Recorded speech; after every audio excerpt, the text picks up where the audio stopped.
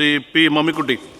Sir, Shoranur മണ്ഡലത്തിലെ വാണിയംകുളം അതുപോലെ തന്നെ അനങ്ങനടി സെൻറ്ററുകളിൽ 2021 നിർമ്മാണം ആരംഭിച്ച 2 ടർഫ് സ്റ്റേഡിയങ്ങളുണ്ട്.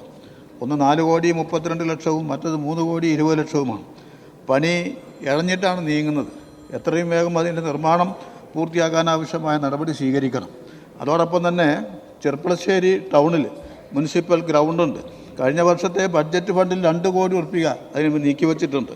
ആ ടർഫ് നിർമ്മാണം പൂർത്തിയാക്കണമെങ്കിൽ 4 കോടി ഉറുപ്പിക വേണം. 2 കോടി ഉറുപ്പിക കൂടി ഇതിൻ്റെ ഭാഗമായി സർക്കാർ നിന്ന് അനുവദിച്ച് കിട്ടാനുള്ള നടപടിയും സ്വീകരിക്കണം എന്നാണ് അഭ്യർത്ഥിക്കുന്നത്. ബഹുമാനപ്പെട്ട ന്യൂനപക്ഷം, കായികം, വഖഫ്, ഹജ്ജ്, തീർത്ഥാടന മന്ത്രിക്ക് വേണ്ടി ബഹുമാനപ്പെട്ട തദ്ദേശ സ്വയംഭരണ എക്സൈസ് മന്ത്രി. സർ,